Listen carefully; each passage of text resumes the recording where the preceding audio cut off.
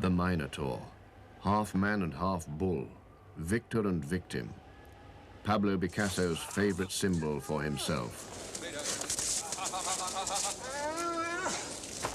A creature of the light and a creature of the shadows, his home is the labyrinth and its fate is death.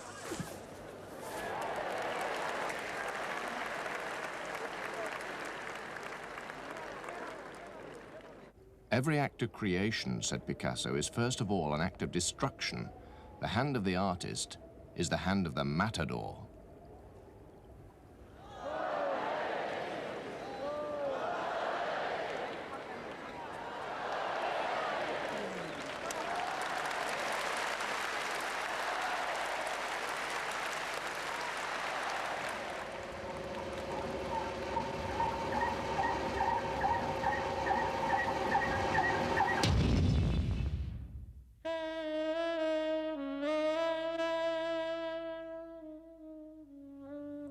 Picasso said his first love, Fernand Olivier, had a nature that sought its own torment.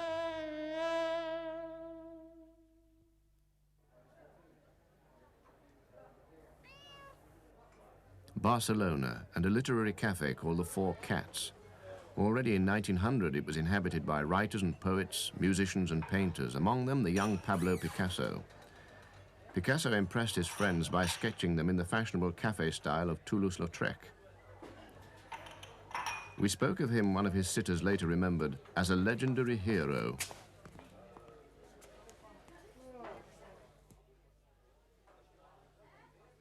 And that was how Picasso drew himself.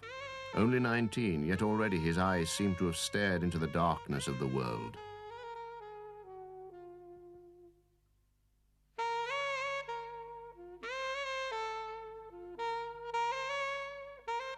Science and Charity, which won the gold medal at the Malaga Fine Arts Exhibition of 1897.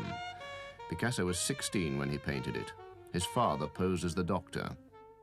This was to be the first of the many deathbeds by which the young Picasso stood.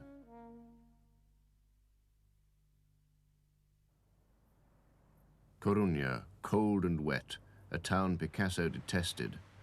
His sister, Maya de la Concepcion, died here of diphtheria at the age of 8.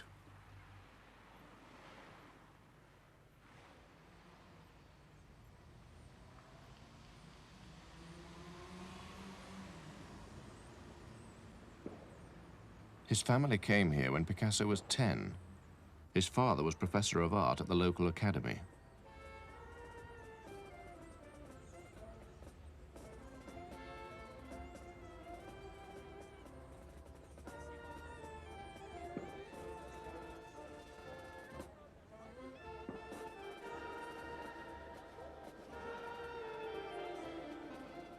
The Academy of Fine Arts, where Picasso was enrolled as a student in 1892. So quickly did he learn that at the age of 14, his father bequeathed to him his palette and brush, and according to legend, swore never to paint again. At the age of 14, said Picasso, I drew like Raphael. I never drew like a child.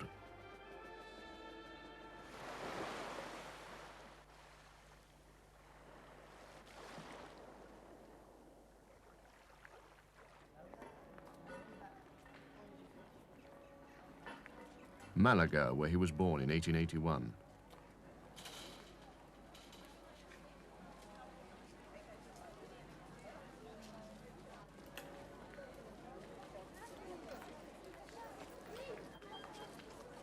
Picasso could draw before he could speak.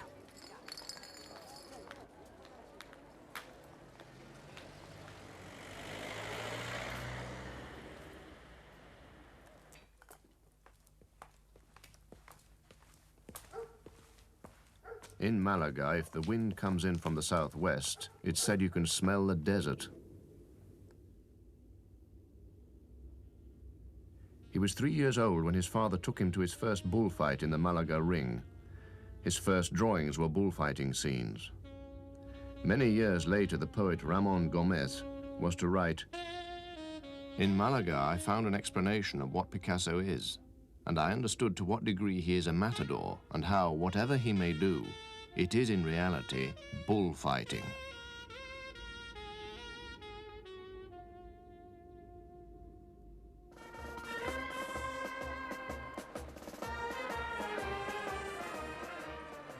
1900, the young matador makes his first visit to Paris. In Coruña, he had learned to draw like Raphael. In Paris, he adopts the style of Toulouse-Lautrec and the brushstrokes of Vincent van Gogh.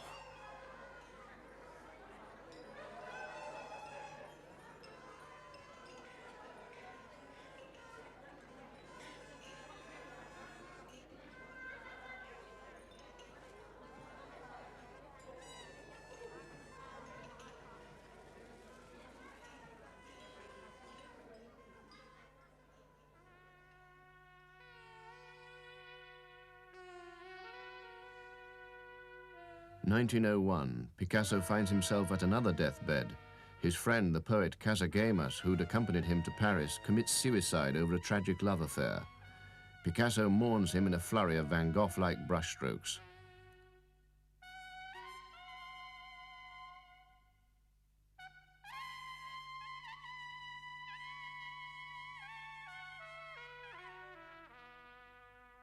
For Picasso, his friend was a victim of the war between the sexes. Casagemas was sexually impotent, taunted and rejected by his lover. He tried first to shoot her. When he missed, he shot himself.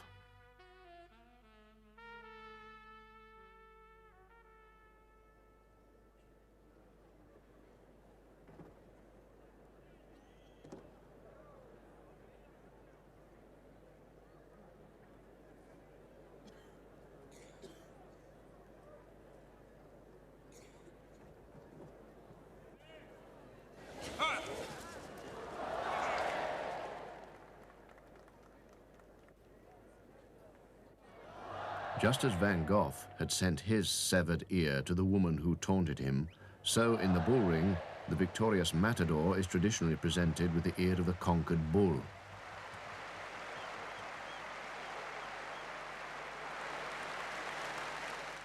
Picasso could not bring himself to go to his defeated friend's funeral. It was only months later that he would paint this portrait of Casagemas on his deathbed.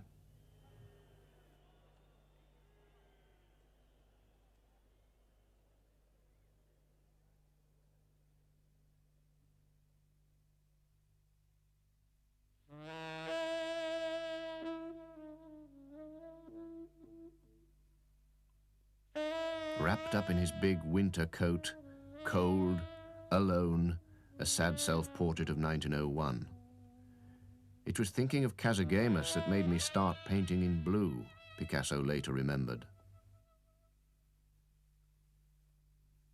The color drained out of his art to be replaced by an exaggerated pity for hungry mothers and their children. When she heard of her son's death, the mother of Casagemas dropped dead from the shock.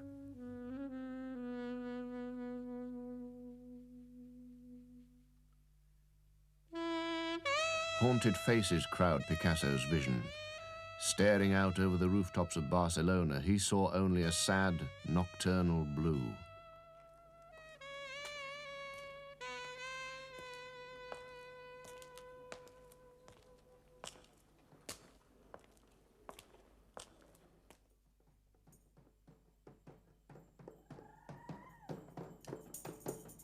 In 1904, blue gives way to pink.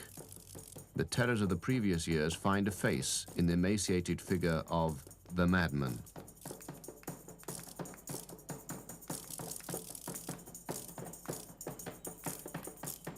In 1905, the Rose period. Picasso himself is Harlequin. The poet Apollinaire is his fat jester friend. Picasso has found a family of acrobats to accompany him. He begins his first great love affair with Fernande Olivier. They set up home together. A new serenity enters his art.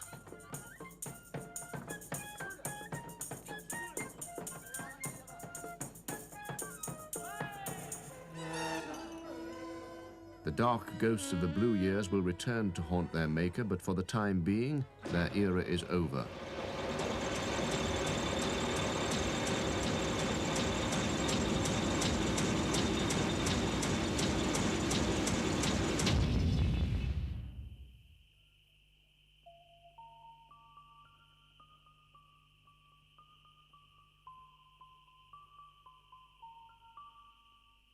Picasso always claimed that he could look directly into the sun.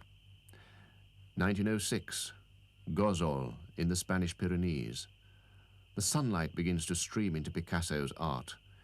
He was back in his native Spain, among people he knew and faces he recognized.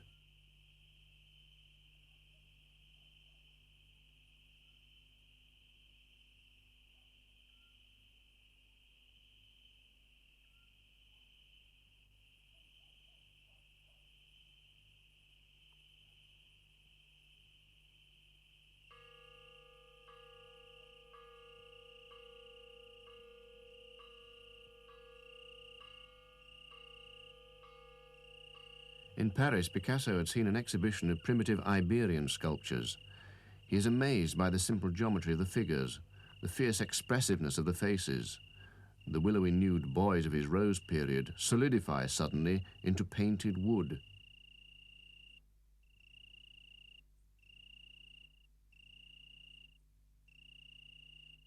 A self-portrait of 1906. Picasso becomes Picasso. A square for his torso, a cylinder for his neck, an oval mask for his head. 2 pieces of coal for his eyes.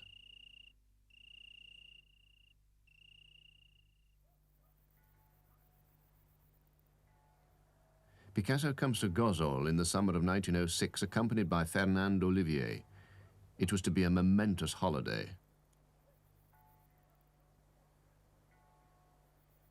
Away from the shifting, ephemeral world of modern Paris, with Spanish soil under his feet and a Spanish sun over his shoulder, in the clear Pyrenean light, Picasso could see clearly again.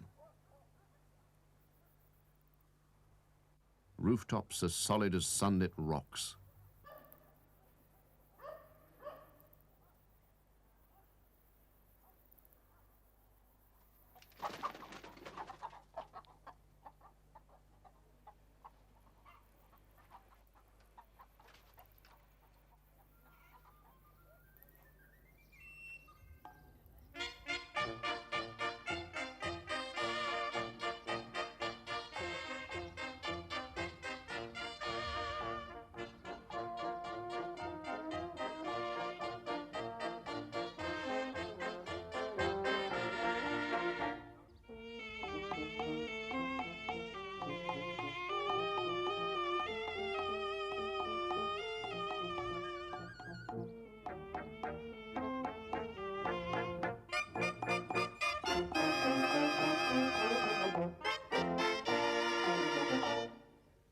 A primitive force has found a form in which it can be preserved.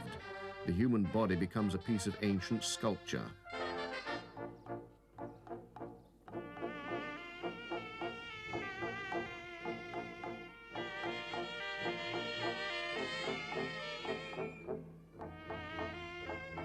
Picasso paints the traditional Catalan dance of the sardana like a human sun.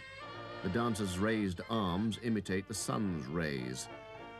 It is to be the first of many such dances in his art.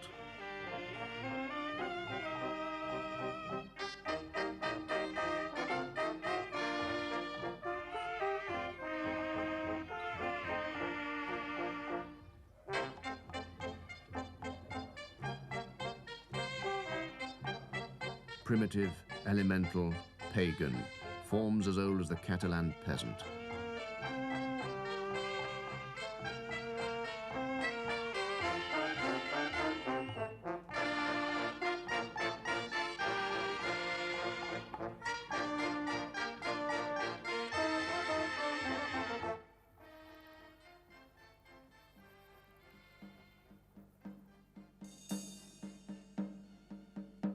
To see things as they are, that was the ambition Picasso set himself.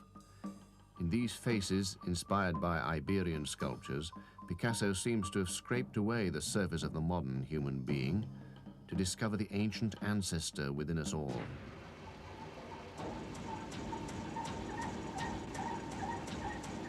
A fierce nude.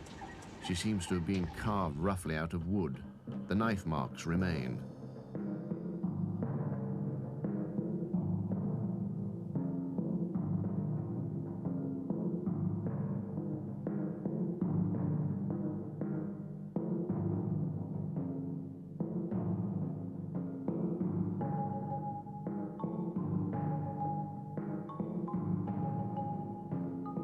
a disguised self-portrait of 1907. As a boy, his mother had dressed him up in a sailor's suit. To have a direct vision, he said, that is the thing.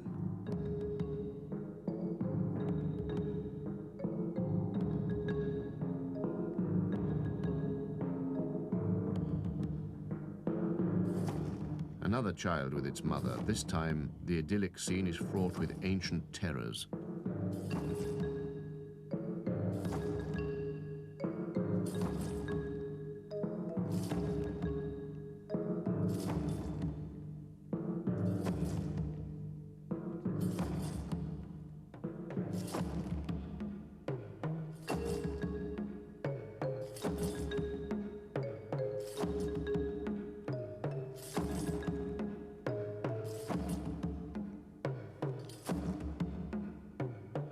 In years to come, Picasso would claim to have African blood in him through his Spanish Moorish ancestors.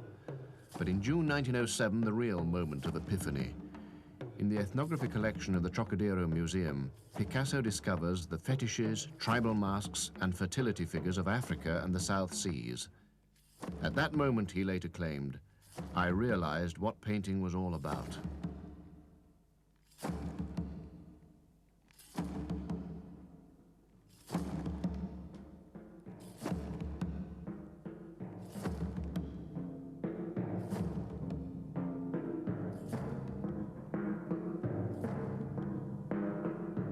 Les Demoiselles d'Avignon, a brothel scene which changed the course of 20th century art. When Picasso's closest associate, Braque, first saw it, he said it was like swallowing paraffin. André Derain warned Picasso, one day we'll find you hanging behind this huge painting. It's such a cursed enterprise. Picasso called it his first exorcism painting. It would protect him against evil female spirits. He was suffering from venereal disease at the time. Horta de Ebro, the Spanish mountains. In 1907, a large memorial exhibition devoted to Cézanne is held in Paris. Picasso and Braque explore Cézanne's manner with a new understanding.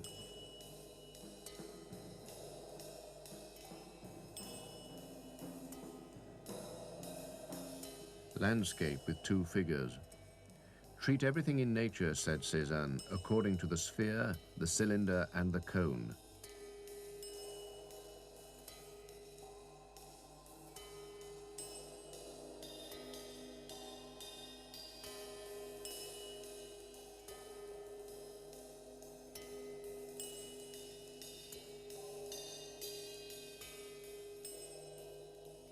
Picasso divides, intersects, separates, and reorganizes the forms of the human head.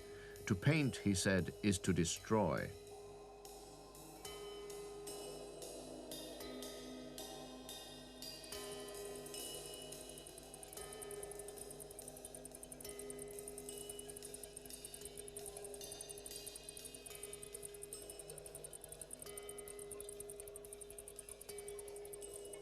The great classicist landscapes, wrote Cézanne, are those where light is spiritualized, where a landscape is a smile flickering with keen intelligence.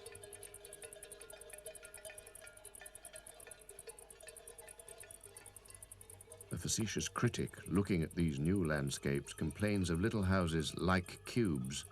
The name sticks.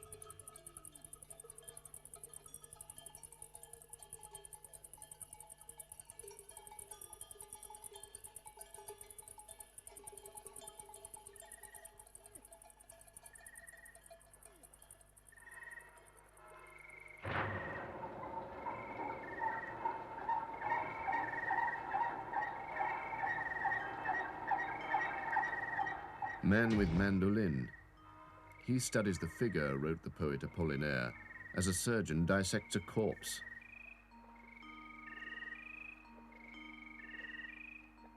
There is no vanishing point, no horizon, no perspective, no beginning, no end, just the hard solidity of space. A humble guitar, seen from the front and the side at once. Picasso.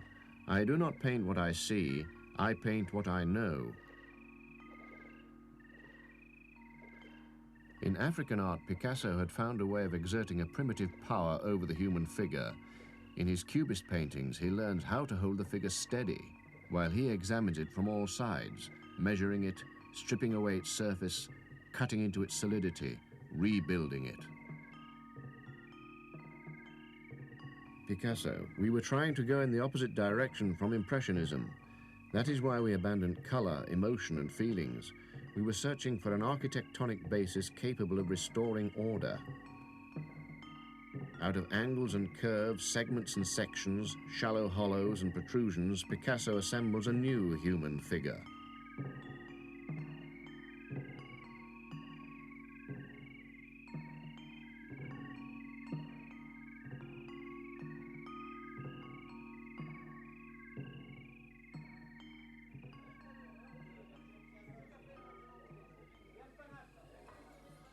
Each step, every simplification leads to another. 1912. Picasso, feeling he is losing sight of the visible world, introduces a real fragment of chair caning into a still life. The real is no longer merely represented, it is included. Jean Cocteau. The only pleasures the analytical cubist permits himself are the objects found upon a cafe table.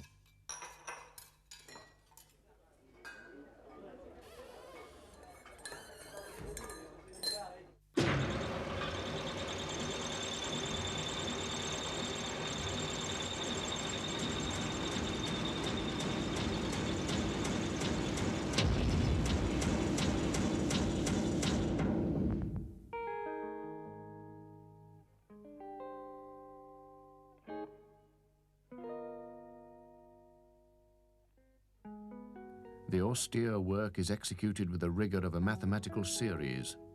A Spanish guitar is taken apart over and over again, then put back together in its exquisitely simple new form. As a challenge to the old art, Picasso introduces a whole range of humble new materials into his collages.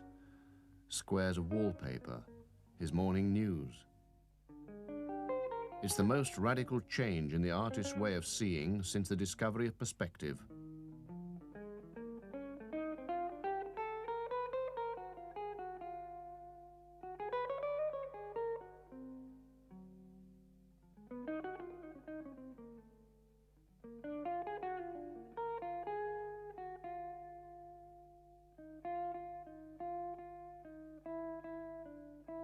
By 1913, it seems as if there is nowhere for Cubism to go except into the realm of pure abstraction.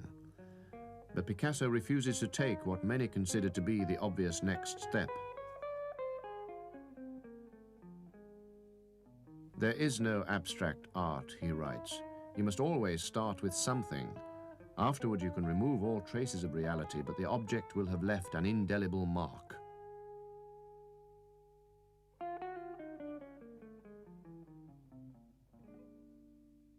Wall reliefs, wooden cutouts, guitar-shaped assemblages. Having come so close to destroying the old objects, Picasso begins to create cupboards full of new ones.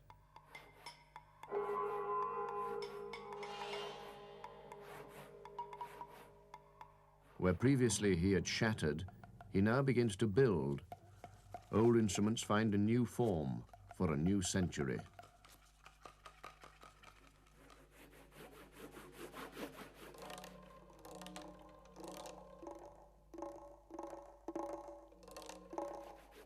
A bottle of Bass and an old newspaper rise up from the table like a tottering Eiffel Tower.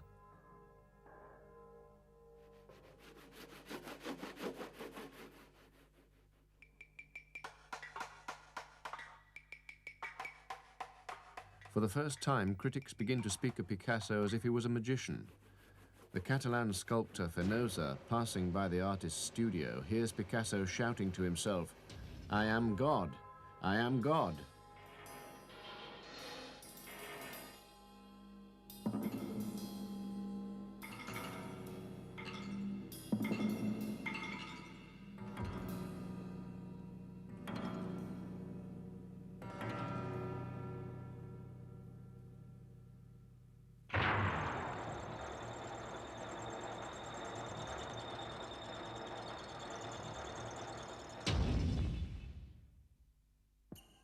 1914 to 1916.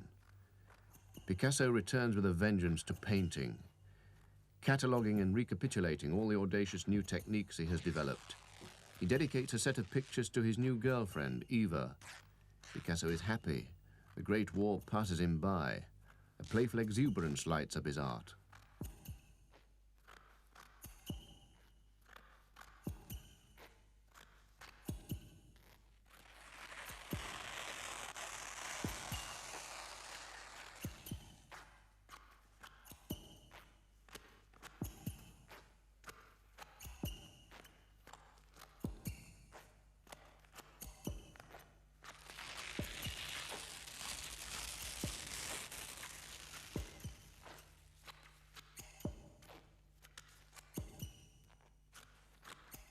Man with pipe, man with moustache, man with chimney.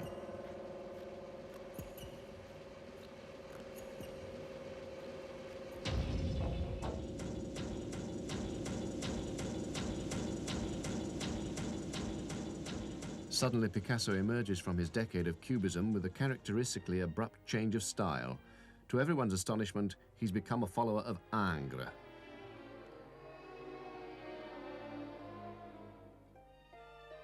In his portrait of Olga Koklova, Picasso introduces us for the first time to the beautiful Russian ballerina who is soon to become his wife.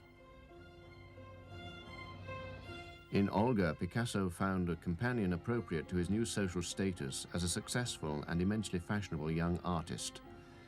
By choosing Ingres as his model, he was choosing the most elegant society portraitist of them all.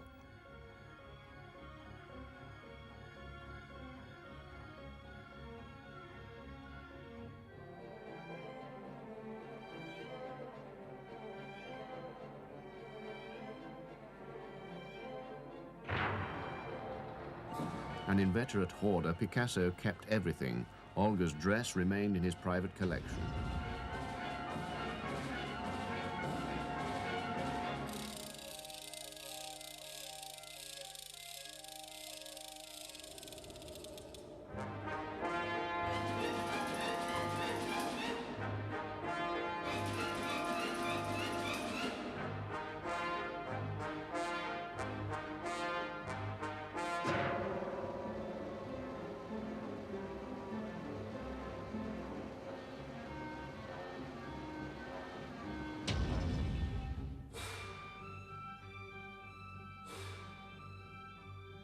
Picasso explained the demise of Cubism.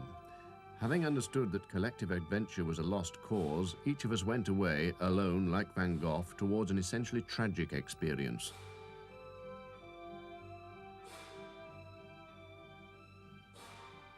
Not for the last time in his career, Picasso measures himself against the art of the past. A new order enters his art. We have to go back to the Greeks and the Egyptians. We belong to a time in which there is no order or canon enabling us to subject artistic production to rules. The Greeks and Egyptians had that. It's as if Picasso, having watched Europe disintegrate into the Great War, is trying single-handedly to bring order and stillness back into the world. He paints a pair of village dancers. In the heyday of Impressionism, Renoir had brought this same village couple to life. But where Renoir's dancers skip and bounce, Picasso's tragic couple gaze out, immobile.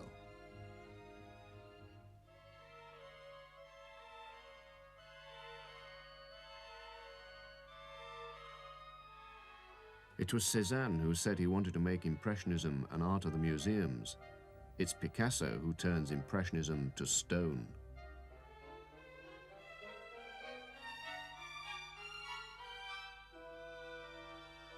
The war over, Picasso sets about putting his own life in order. He marries Olga Koklova. They settle down to a comfortable bourgeois existence. Olga doesn't approve of Picasso's bohemian friends, so they stop coming to visit. Picasso finds himself alone.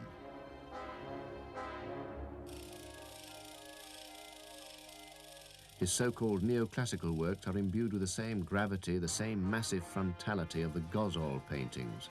Picasso has invented a race of giants and giantesses.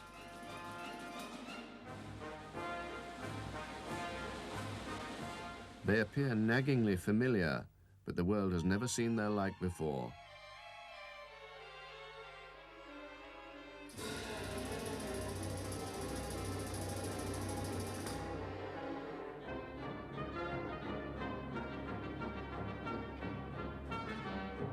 The reading of the letter, a deliberate masterpiece of 1921.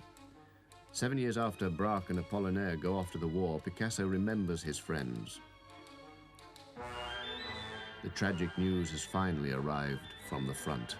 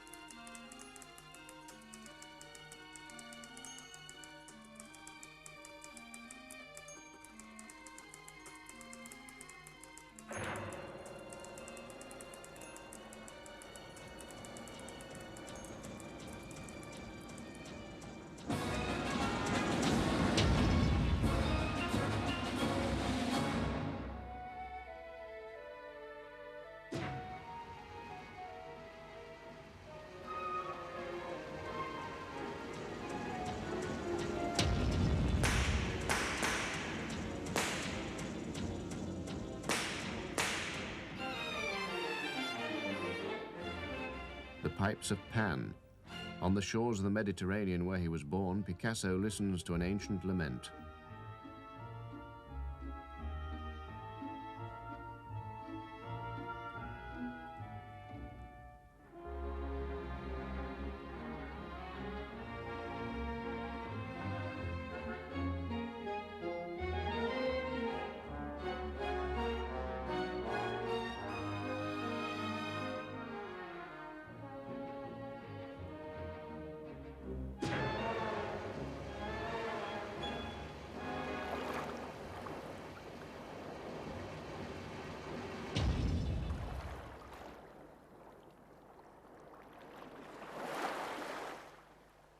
Picasso. Since Van Gogh, we have all been self-taught. One could almost say primitive painters.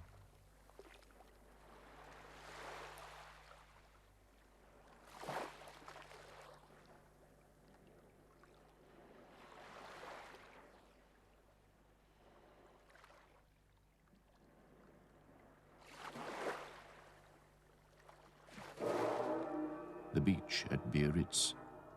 With Olga, Picasso begins a lifelong habit of spending his summers on the beach.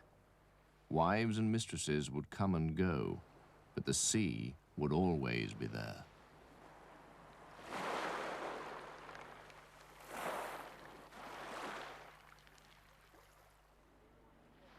Women bathers watching a plane. Juin Lepin, 1920.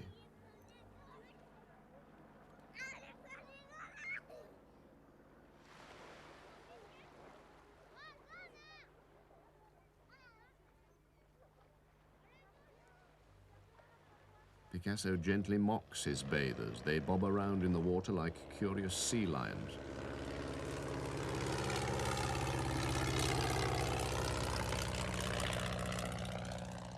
Already they have begun to resemble the rocks on the beach.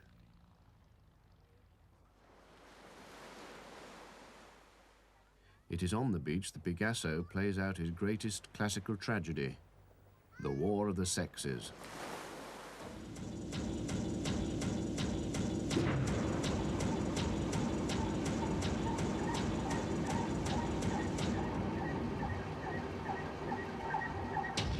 Figures on a Beach, 1931. Has sheer physical passion, asked one critic, ever been made so palpable in paint? Their tongues are like knives, their mouths devour. Their heads are tiny, their passion awesome.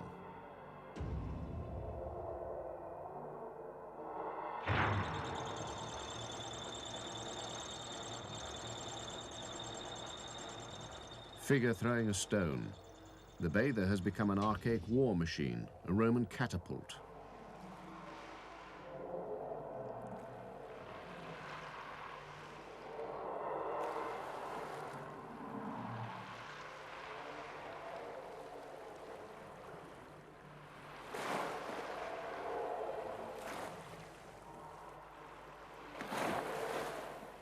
When I paint, I always try to give an image people are not expecting, and beyond that, one they reject. The body of the bather has become indistinguishable from a pile of stones on the beach.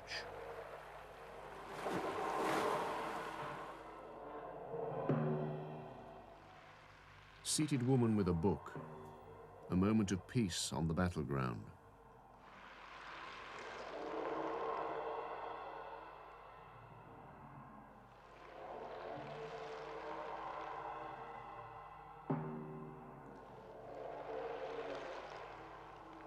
Her head is enthroned, her body enormous and immobile. Picasso's bathers, a critic writes, sun themselves like lazy dinosaurs on the beach.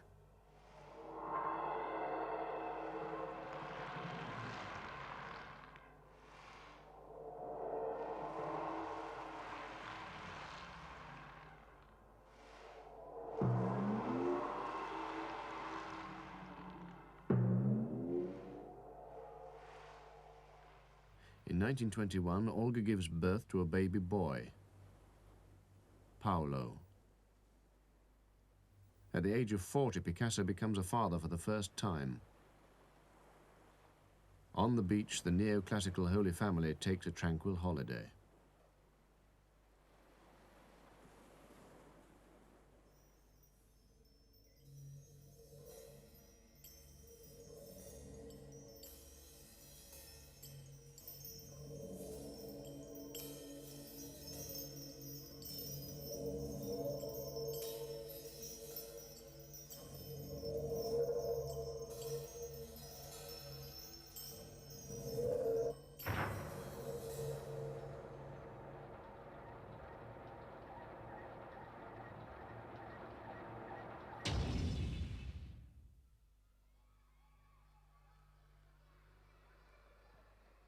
Picasso paints Paolo on every birthday until the boy is 4. He paints him as a little harlequin, a miniature version of himself.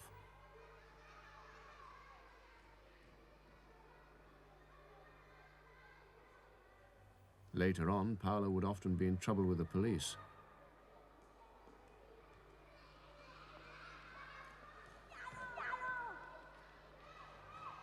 In the end, he becomes Picasso's chauffeur.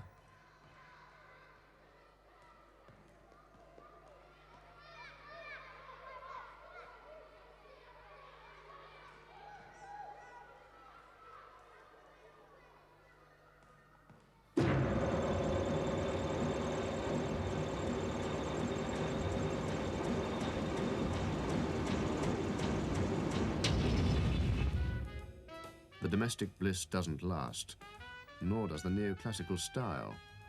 Olga proves to be a difficult and jealous companion. Picasso lashes out at her in a portrait of awesome savagery.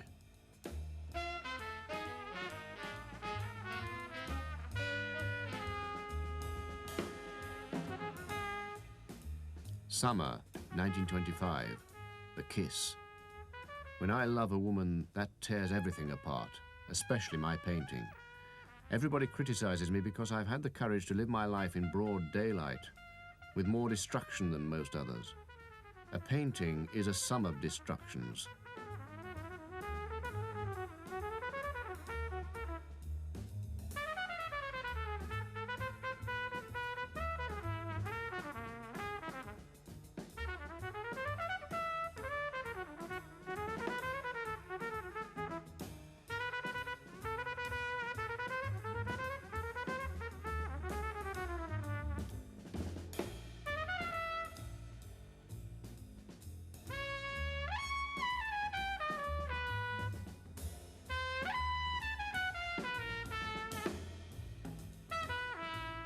Never before in art has the image of woman been torn apart with such ferocity.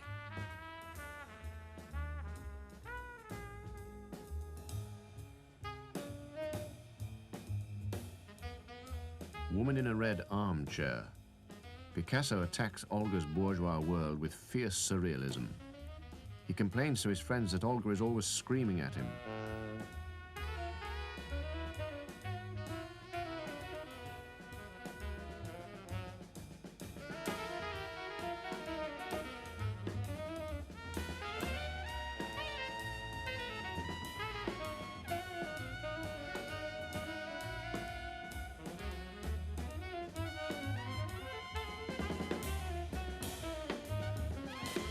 Olga's psychic storms lead her to a nervous breakdown. Picasso paints her as a reptilian vagina dentata.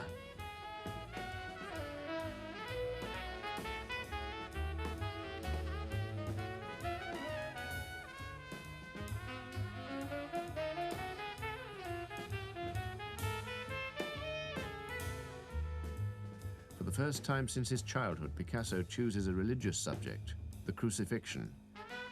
Yet he declares himself a convinced atheist. It's not Christ who is being crucified, it's himself. The colors are the red and yellow of the corrida.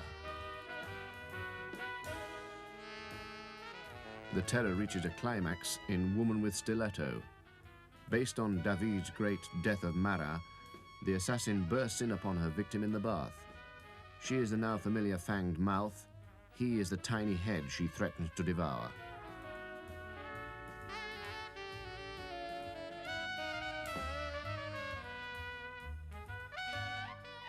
The bath overflows with blood. The letter remains unfinished.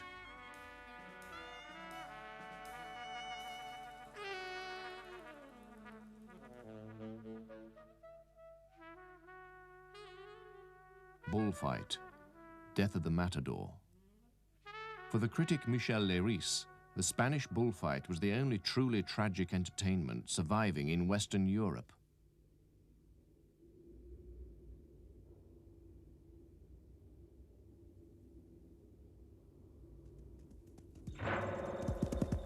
For Picasso, the corrida becomes a ritualistic reenactment of the struggles of life. Picasso had been going to the bullfight since he was 3. He too comments upon its sexual charge.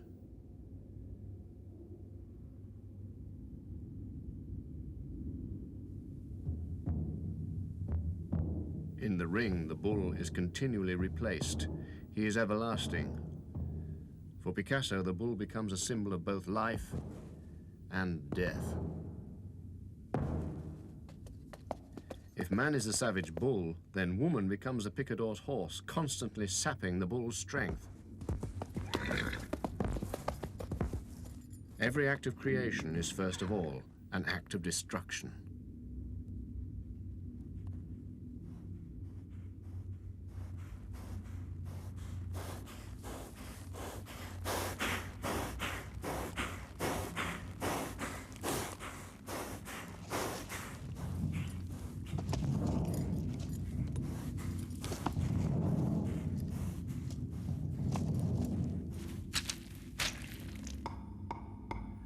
A guitar, made from the very floor cloth used to wipe away the blood after Picasso's domestic bullfight with Olga in 1926. Picasso had originally intended to cover it with razor blades. In the end, he pierced it with nails.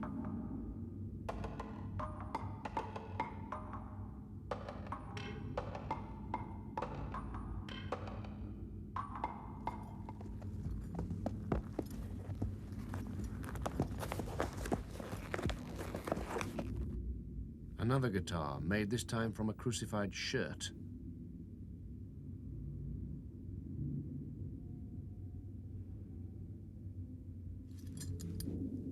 I want my paintings to be able to defend themselves, to resist the invader, just as though there were razor blades on all surfaces, so no one could touch them without cutting his hands.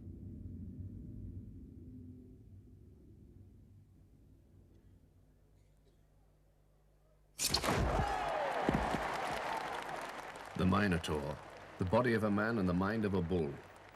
According to mythology, Athenian youths, boys and girls, are ritualistically sacrificed to assuage the Minotaur's enormous appetite. The Minotaur becomes Picasso's favorite alter ego. The age-old tragedy is given modern dress.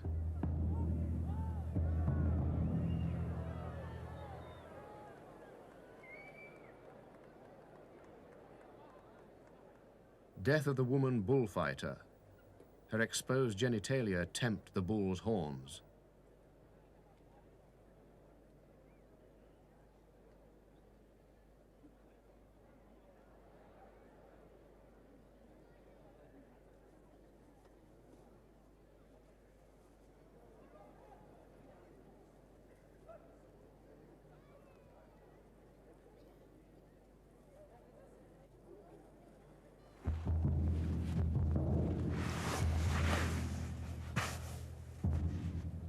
How to escape the terrors of the domestic corrida? Picasso turns once again to the tranquil world of classical antiquity.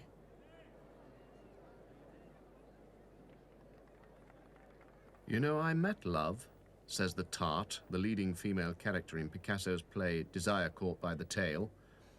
"He has scraped knees, and he begs from door to door."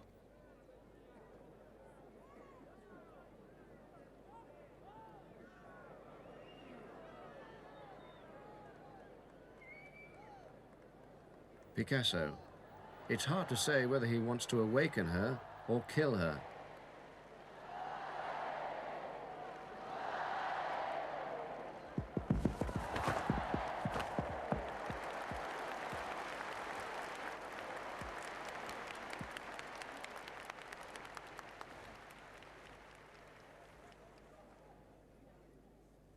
Picasso. A minotaur keeps his women in luxury, but he reigns through terror, and they are happy to see him die. Warm flesh in one hand, iced champagne in the other.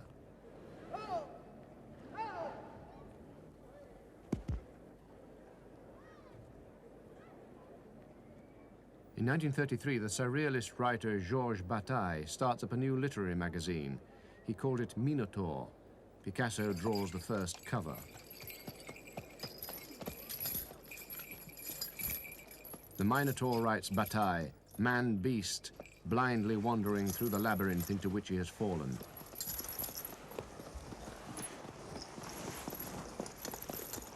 He's dizzy, disorientated, for he has lost his seat of reason, his head.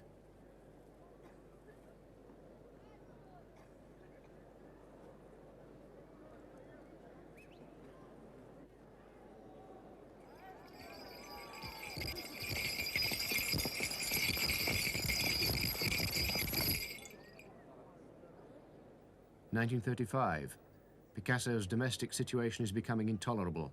He later describes it as the worst time of my life.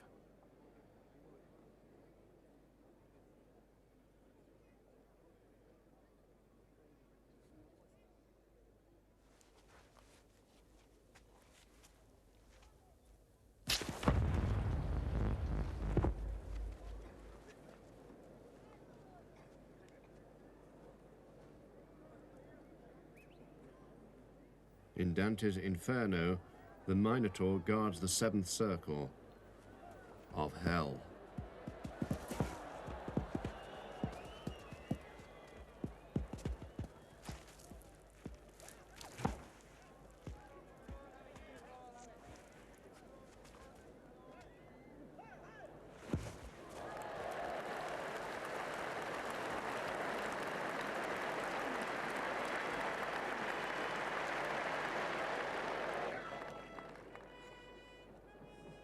In the greatest of the Minotaur etchings, a young girl leads the creature deeper and deeper into the darkness. Her face is a likeness of Picasso's teenage mistress, Marie-Thérèse Walter.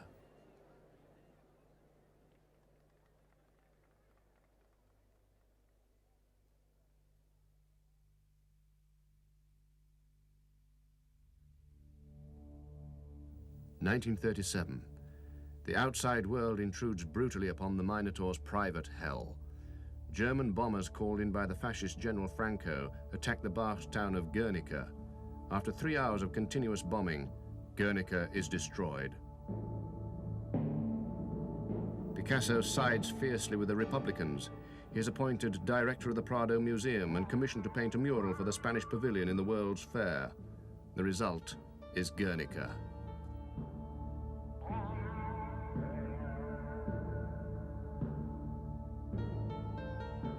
The cast is familiar. The screaming mother and child. The bull, representing forces of brutality and darkness.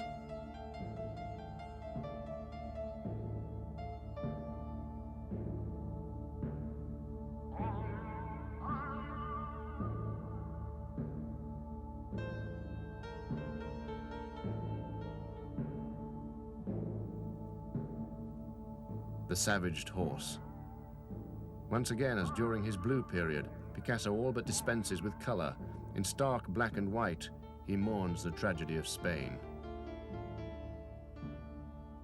Death is always present in the solitudes and caprices of the Spaniards, writes Picasso's friend, the poet Cocteau. While Franco rules, Guernica remains on show in New York. With the dictator's death, Picasso's powerful and enigmatic masterpiece finally returns to Spain. In its grey museum bunker behind bulletproof glass, conditions of war still prevail.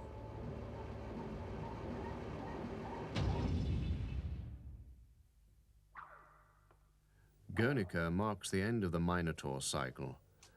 Another had begun in 1926 with The Painter and His Model. Again dispensing with colour, Picasso, the most famous draftsman of the 20th century, sets his line free. It knits itself into mysterious knots and arabesques. It seems to lose its subject. But finally it solidifies into a female foot.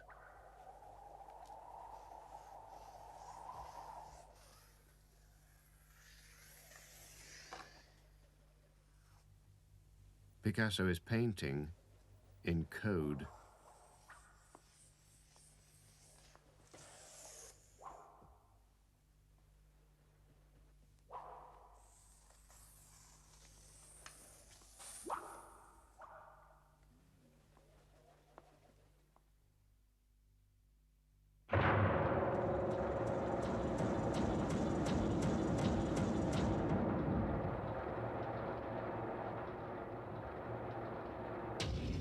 Picasso. Painting is never prose, it is poetry. It is written in verse with plastic rhymes.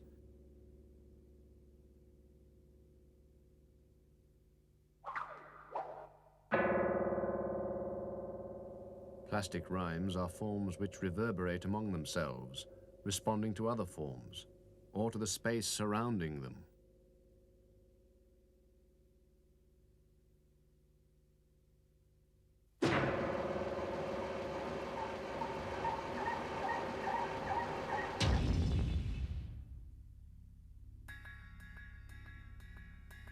Picasso is commissioned to design a monument to his old friend Apollinaire. The result surprises everyone. It is his most abstract work to date.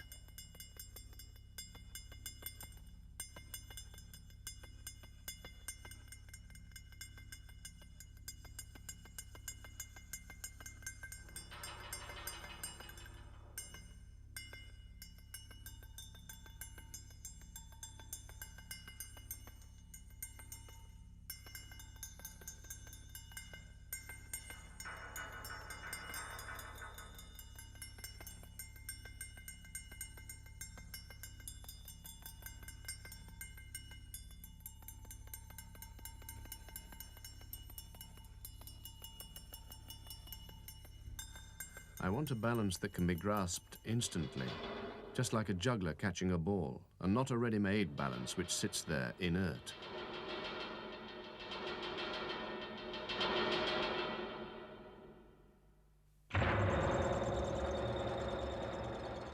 Picasso's code becomes more audacious.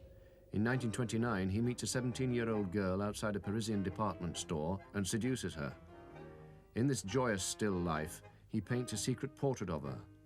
Her head is a bowl of fruit, her breasts a pair of ripe, upturned apples. Picasso represents himself as an old jug.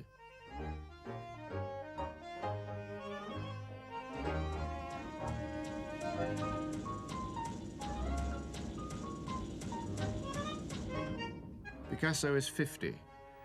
Marie-Thérèse Walter becomes his greatest model. Captivated by her youth and voluptuousness, he paints her obsessively over and over again. The color surges back into his art. The old painter dispenses with code. His beautiful teenage lover becomes the subject of a charming sequence of portraits.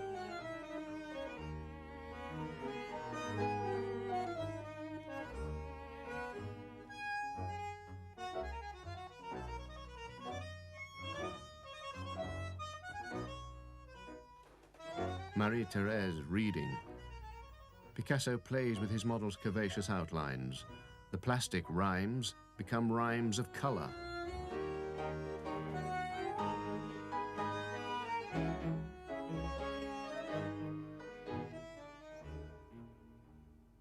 sculpture. The greatest shock. Picasso is inspired to make a series of monumental heads of his young lover. Once again, he goes in search of the primitive. Marie-Thérèse's features are brutally simplified into thick pillows of form. Picasso turns her into an ancient Easter Island head.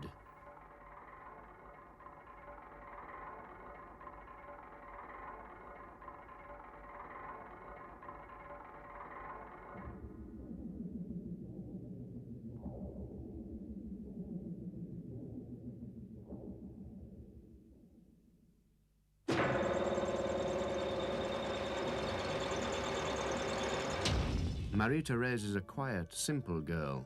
She reads a lot, and she sleeps a lot.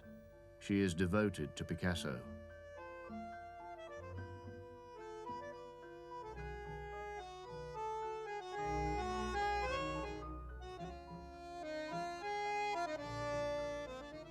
Once again, he paints her as if she were a basket of luscious fruit ripening in the sun.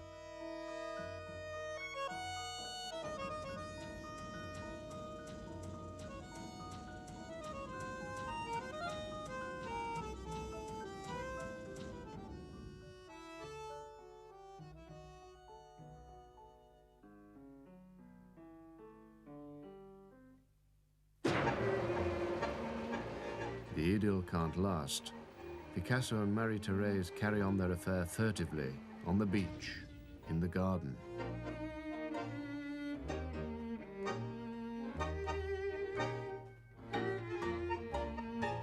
Picasso cannot bring himself to leave Olga. Marie-Thérèse sleeps on. For me, said Picasso, there are only two kinds of women, goddesses and doormats. The artist's curvaceous model is punished with straight lines. The old picture looks on. The mirror says nothing. But Marie-Thérèse is fated to spend the rest of her life devoted hopelessly to Picasso. Later, when she hears of his death, Marie-Thérèse commits suicide.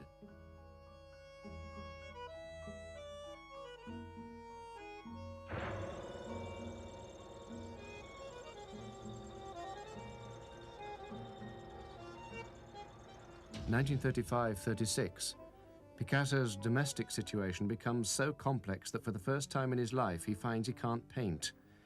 He turns instead to writing.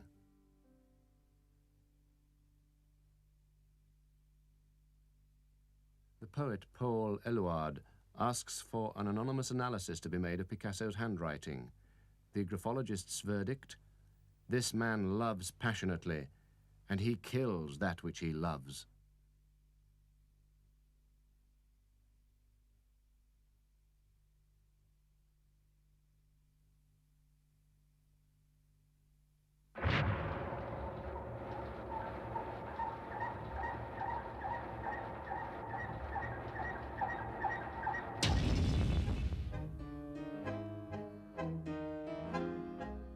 Picasso takes a new mistress, the Yugoslav photographer and surrealist Dora Maar. He comes across her in a cafe playing with a penknife. She becomes his weeping woman.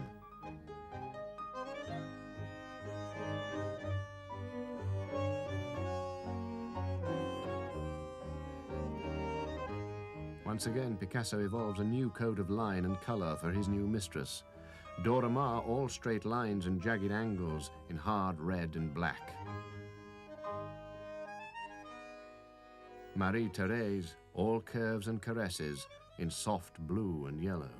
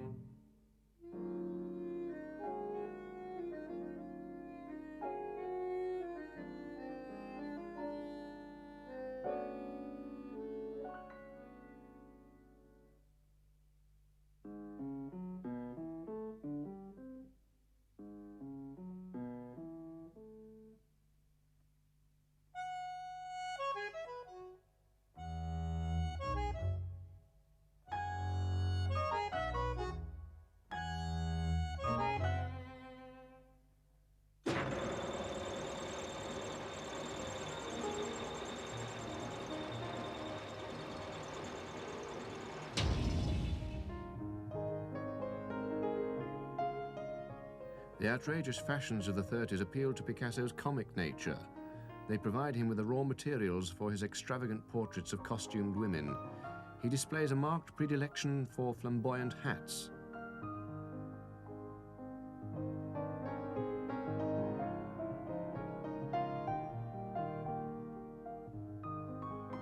In Picasso's portraits, the hats become a physical extension of the sitter.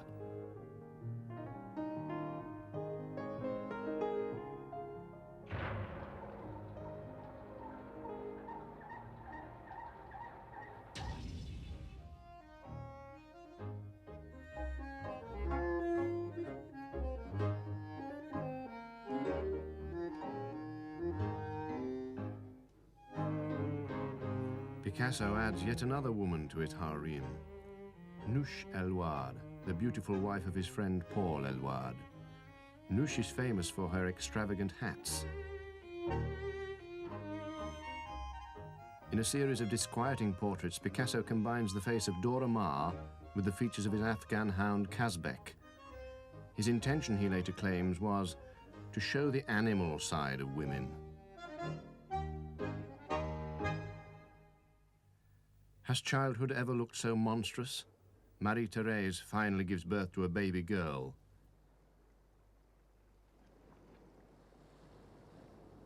Picasso calls her Maya, after his own dead sister.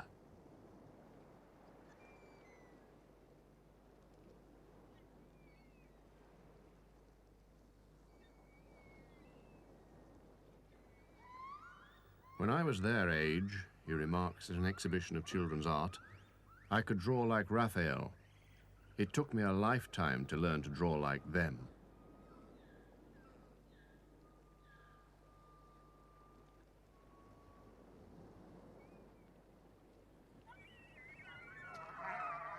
Maya strongly resembles her father. Picasso identifies with her.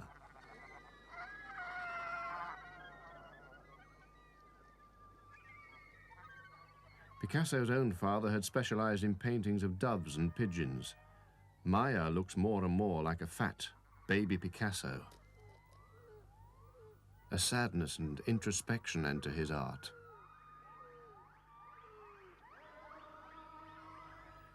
(1941). With the war raging around him, Picasso decides to stay in Paris.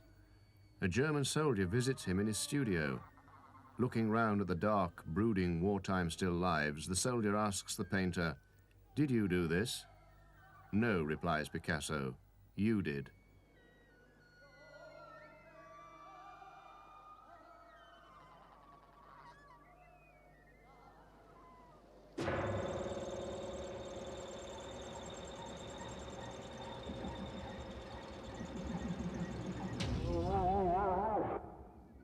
A tribute to those who have fallen. Picasso, the wealthiest artist who has ever lived, raids his garbage heap for the materials. Out of old nails, broken jars, thrown away bicycle handlebars, scraps of cardboard, he assembles a goat's skull and a burning candle.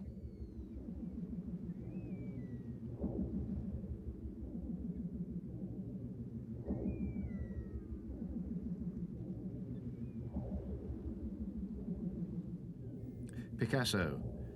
God is simply an artist like all the others. He invented the giraffe, the elephant, and the cat. But he hasn't got a style. He continues experimenting. Picasso. Any everyday object is a vessel, a vehicle for conveying my thoughts.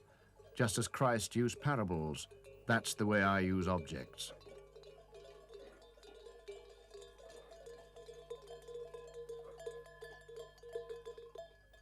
Out of 2 wine jugs, a wicker basket, a palm frond, some broken pottery and scrap metal, Picasso constructs a she-goat, heavily pregnant.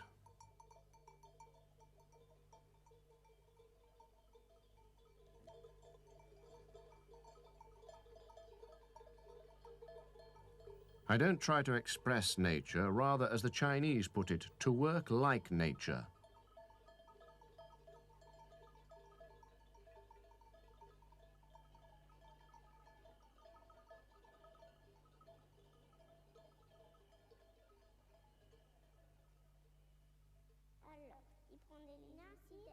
Girl jumping rope, 1950.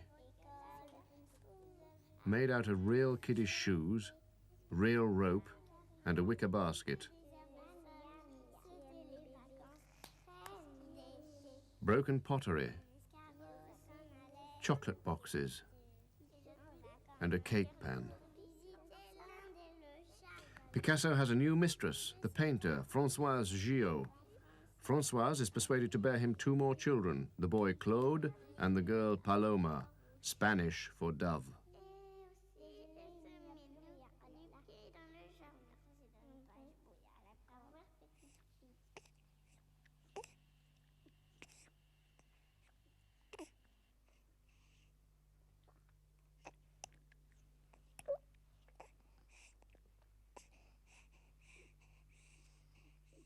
Baboon with young, 1952. Picasso is 70.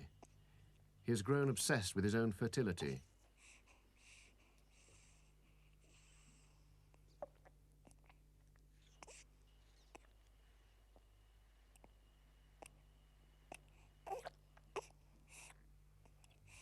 Two toy cars taken from his children are used to make the baboon mother's head.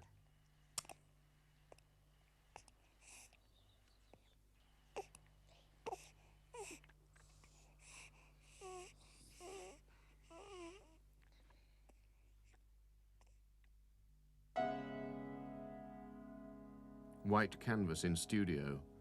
What is left for him to paint? Picasso decides to set the bar as high as possible. He turns for inspiration to the past and takes on the old masters, reworking pictures by Ingres, Delacroix, Manet, and above all, perhaps the greatest Spanish painter, Velázquez.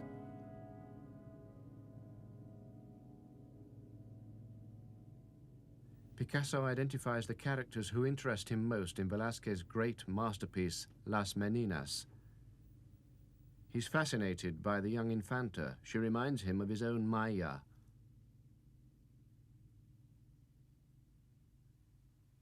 In a series of irreverent quotations, Picasso puts the rich cast of Velázquez's painting through the trials of Alice in Wonderland.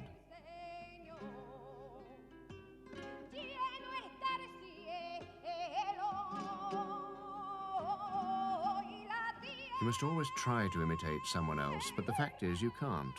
You would like to, you try, but you make a botch of the whole thing. And it's at that point where you make a botch of everything that you are yourself.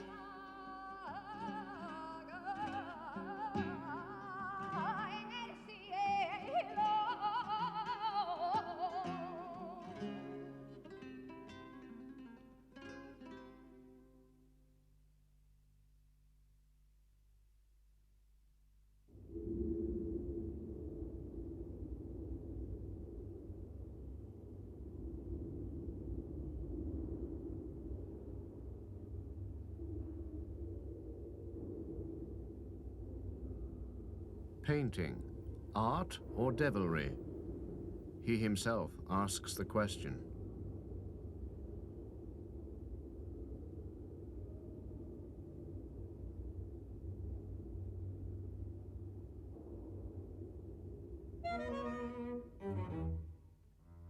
Jacqueline Roch, his last wife, in the pose of an odalisque from Delacroix's great painting of the women of Algiers.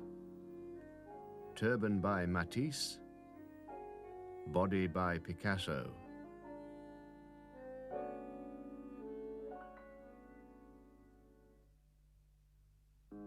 When Matisse died, he left his odalisques to me as a legacy.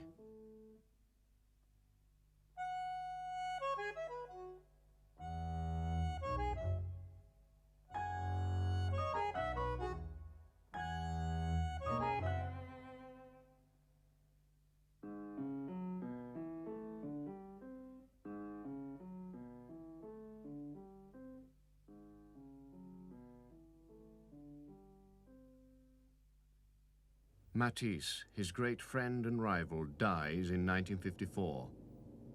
When all is said and done, Picasso writes, there was only Matisse.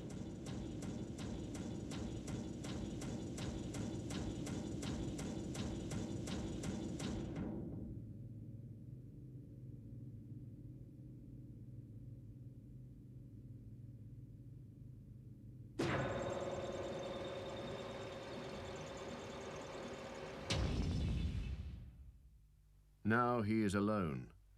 Still life with Bull's skull.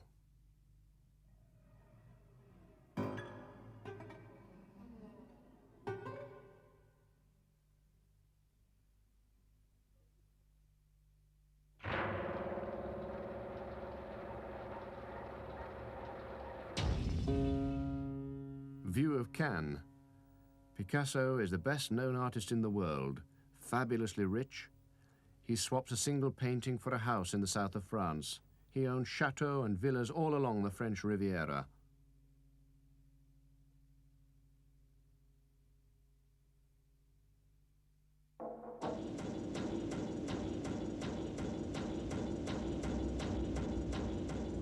Picasso used to be a great artist, complains his old friend Braque. Now he's only a genius. The bull has been tamed.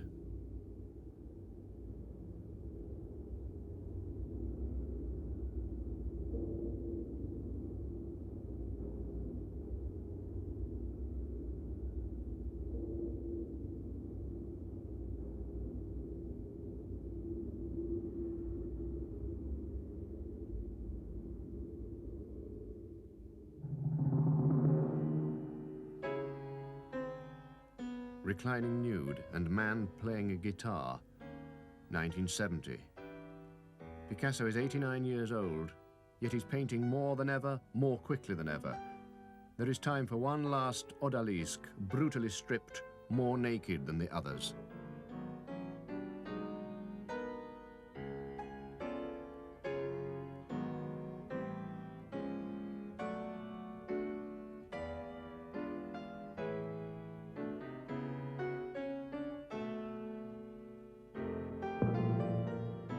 An enterprise such as this, he looks back on his career, requires all the resonances of a passion which is self-sufficient.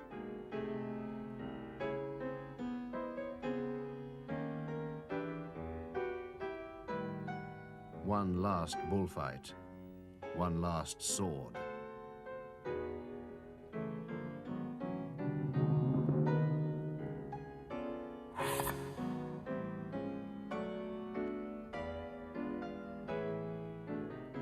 Vauvenargues, a final resting place.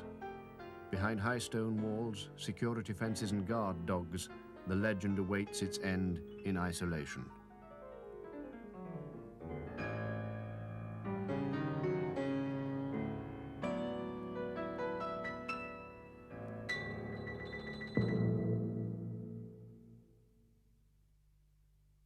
But there's to be one last great surprise. Picasso, the inveterate hoarder, has been saving key works for his own collection.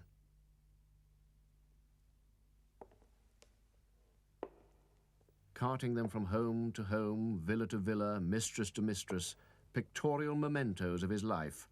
The most important times, the most important people, all have been packed away and saved.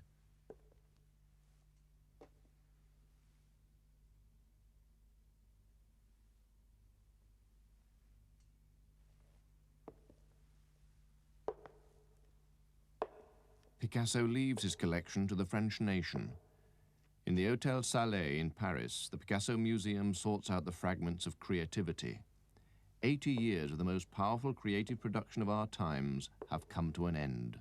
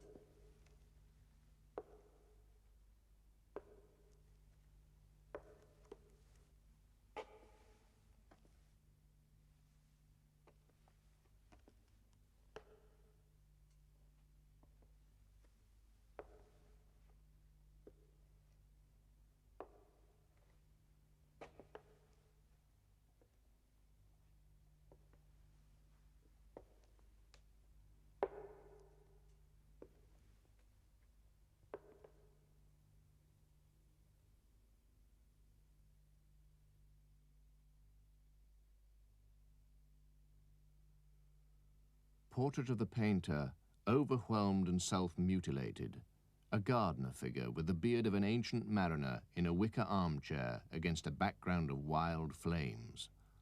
All this compels us to interpret this last portrait as that of essential solitude.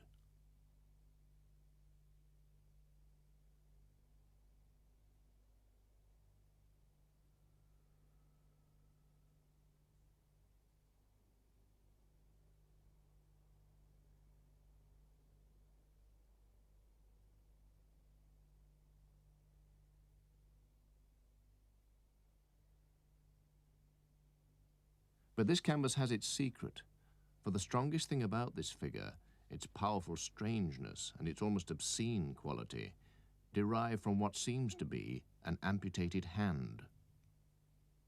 Picasso remains Picasso to his very last breath. He dies on April the 8th, 1973. He is 92.